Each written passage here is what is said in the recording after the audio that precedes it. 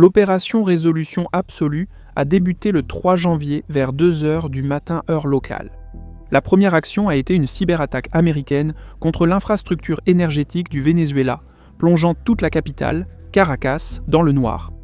Peu après, la puissance aérienne américaine a détruit les défenses aériennes du Venezuela, ouvrant un passage pour le MH-60, des hélicoptères du 160e régiment d'aviation, des opérations spéciales transportant des opérateurs de la force d'élite Delta.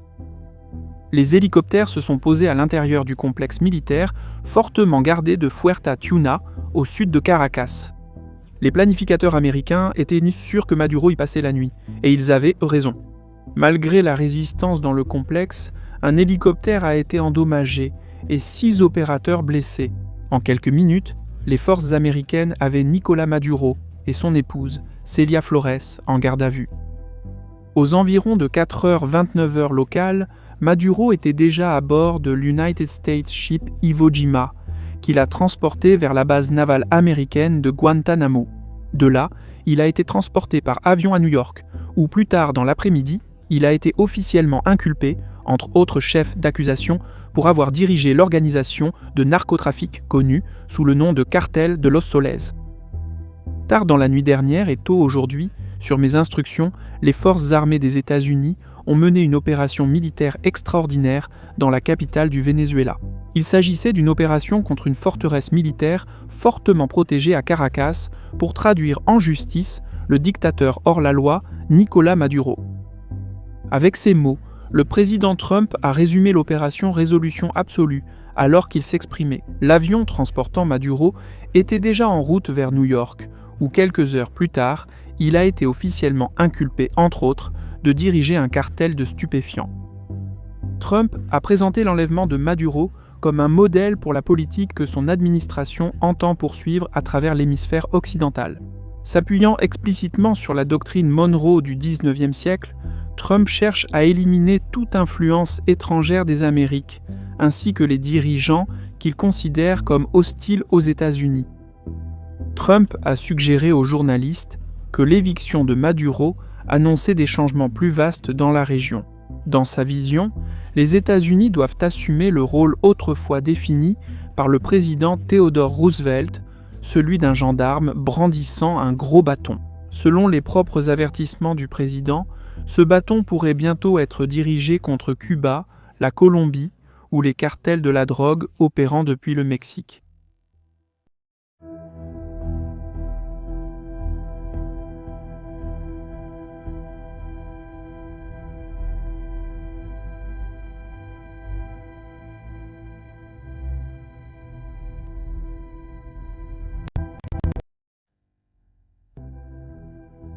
Trump présente l'opération Résolution Absolue comme la première application concrète de la nouvelle stratégie de sécurité nationale publiée par son administration début décembre.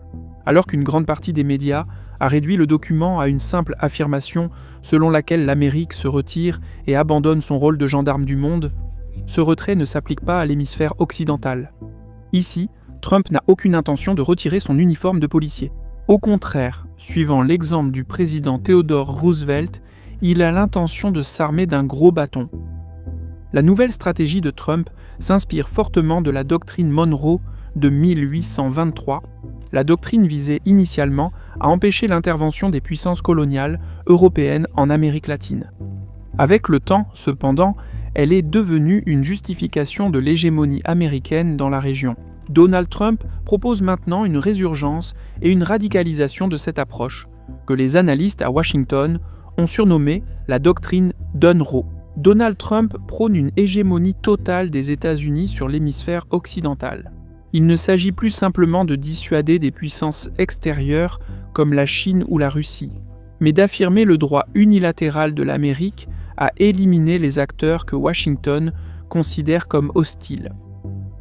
Si l'administration américaine applique pleinement la doctrine DUNRO, et c'est précisément ce que suggèrent les déclarations de Donald Trump ainsi que celles de ses plus proches conseillers, alors l'éviction de Maduro n'est que le début. Cuba, le Nicaragua, le Mexique ou la Colombie pourraient être les prochains, Mais avant que Donald Trump ne choisisse sa prochaine cible, il doit d'abord terminer la partie. Au Venezuela, Donald Trump a révélé très peu de choses sur la façon dont il envisage l'avenir du pays après l'ère Maduro, ou à quoi pourrait ressembler un processus crédible de démocratisation. Pourtant, ces questions sont cruciales. Bien que Nicolás Maduro ait été enlevé, ses plus proches alliés restent fermement aux commandes à Caracas, et rien n'indique que cela changera de sitôt. Trump a rejeté une proposition, avancée par une partie de sa propre administration, selon laquelle le Venezuela devrait être dirigé pendant une période de transition, par María Corina Machado, la dirigeante de l'opposition démocratique et lauréate du prix Nobel de la paix. S'adressant franchement aux journalistes, Trump a déclaré que María Corina Machado était trop faible et manquait de véritable soutien dans le pays.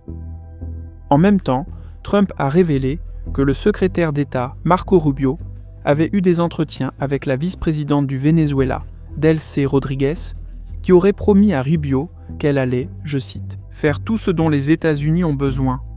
Trump a laissé entendre qu'il pourrait accepter Rodríguez comme nouvelle dirigeante du Venezuela, au moins de façon temporaire. Cela a immédiatement suscité des spéculations sur l'étendue de la coopération entre Rodríguez et Washington, et en particulier si elle était au courant à l'avance du plan américain visant à enlever Nicolás Maduro. Ces soupçons ont été renforcés par les responsables américains eux-mêmes, qui ont admis que l'opération avait été facilitée par la présence d'un agent américain au sein du cercle rapproché de Maduro. Officiellement, Rodríguez a nié ces allégations. Quelques heures seulement après l'opération américaine, elle a convoqué le Conseil national de sécurité du Venezuela. Durant une émission télévisée en direct, elle a affirmé que Maduro avait été enlevé et qu'il restait le président légitime. Marco Rubio a répondu avec calme et une distance visible, laissant entendre, sans le dire explicitement, que les propos de Rodríguez étaient principalement destinés à un public national. Il est difficile de conclure face à ces signaux contradictoires. Un fait ressort cependant clairement. La réunion du Conseil de sécurité nationale a réuni toute l'élite du pouvoir vénézuélien, y compris le ministre de la Défense Vladimir Padrino, le président de l'Assemblée nationale Jorge Rodríguez Delcy, le frère de Rodríguez, le ministre de l'Intérieur Diosdado Cabello et le général Domingo Hernández Lares, chef du commandement stratégique des forces armées. Il est donc raisonnable de supposer que si, et il convient de le souligner, s'il existe effectivement une forme de coopération entre Rodríguez et les États-Unis, il est probable que cela se déroule avec la connaissance et le consentement de toute l'élite dirigeante du Venezuela, qui dans ce cas semble présenter un front uni. Une question qui a enflammé les commentateurs et à laquelle le président Trump a offert peu de réponses concrètes est celle du pétrole du Venezuela. Le Venezuela détient en effet les plus grandes réserves prouvées de pétrole au monde, mais entre 80 et 90% de ces réserves sont constituées de pétrole extra lourd provenant de la ceinture de l'Orénoque, épais, difficile à extraire et dépendant des diluants légers importés, ainsi que d'un réseau électrique stable, quelque chose que le pays, dans son état actuel, n'a tout simplement pas. Ainsi, le secteur pétrolier du Venezuela n'est plus que l'ombre de lui-même. La production s'est effondrée, passant d'un pic historique de 3 millions de barils par jour à environ 900 000 barils aujourd'hui. Donald Trump a déclaré qu'il voulait reconstruire l'industrie pétrolière du Venezuela et que cette reconstruction devrait impliquer des entreprises américaines investissant des milliards de dollars dans le pays. Pendant ce temps, les analystes de Rystad Energy estiment que ramener la production à 3 millions de barils par jour nécessiterait environ 110 milliards d'investissements. Et ce chiffre ne couvre que l'exploration et la production en amont. C'est une somme vertigineuse, équivalente à l'investissement mondial des grandes compagnies pétrolières américaines en 2024. Le défi est aggravé par le fait que la production vénézuélienne ne peut pas être augmentée rapidement, même selon les hypothèses les plus optimistes. Atteindre 3 millions de barils par jour prendrait près de 9 ans. En conséquence, il est peu probable que les entreprises américaines se précipitent pour reconstruire le secteur pétrolier du Venezuela, d'autant plus que des géants comme ExxonMobil et ConocoPhillips ont déjà été échaudés. Une fois. Auparavant, leurs actifs au Venezuela ont été nationalisés sous le gouvernement de Hugo Chavez, La société la mieux placée aujourd'hui est en fait Chevron, qui opère déjà au Venezuela sous une licence spéciale et représente environ 20% de la production actuelle du pays. Chevron dispose de l'infrastructure requise et pourrait accroître ses investissements, entraînant une augmentation modérée de la production, loin du boom espéré par le président Trump. Même si la production pétrolière du Venezuela ne peut pas être considérablement augmentée, ces réserves conservent un poids géopolitique majeur. Le contrôle américain sur le pétrole vénézuélien empêcherait l'expansion des entreprises chinoises dans la région. Et peut-être plus important encore, cela augmenterait la pression sur Cuba, qui importe environ 30 000 barils de pétrole vénézuélien par jour, couvrant ainsi environ 25% de ses besoins énergétiques. Il y a de plus en plus de preuves que l'effondrement du régime communiste cubain figure en haut de la liste des priorités de Donald Trump pour un second mandat. L'opération Résolution Absolue a été un succès tactique spectaculaire, mais elle demeure une inconnue stratégique profonde. L'histoire montre que renverser un dictateur est souvent la partie la plus simple. Le vrai défi commence ensuite. Pour l'instant, la situation est chaotique. L'ancienne élite menée par Dulcy Rodriguez conserve le pouvoir à Caracas, alors que l'administration Trump semble tenir sa coopération pour acquise. La Maison-Blanche vise déjà d'autres cibles et l'élargissement de la doctrine Monroe au-delà du Venezuela. Et les ennemis ne manquent pas. Cuba se retrouve maintenant dans une position particulièrement précaire. Pendant des années, les analystes américains ont soutenu que la chute du gouvernement de la Havane passerait par Caracas. Avec Maduro écarté du jeu, la pression sur Cuba ne fera que s'intensifier. D'autant plus que l'opération Résolution Absolue a considérablement renforcé la stature politique du secrétaire d'État, Marco Rubio, pour qui, en tant que fils d'immigrés cubains, la libération de la Havane du régime communiste revêt une signification profondément personnelle. Rubio a à peine caché que Cuba pourrait être la prochaine. Lors d'une conférence de presse, il l'a dit franchement, je cite, « Écoutez, si je vivais à La Havane et que je faisais partie du gouvernement, je serais au moins un peu inquiet. » Fin de citation. Après le Venezuela, Cuba est sans doute la prochaine priorité des États-Unis.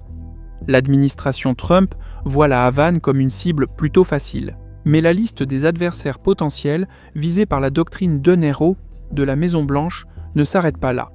Les cartels de la drogue mexicains et colombiens viennent ensuite, suivis de Daniel Ortega au Nicaragua.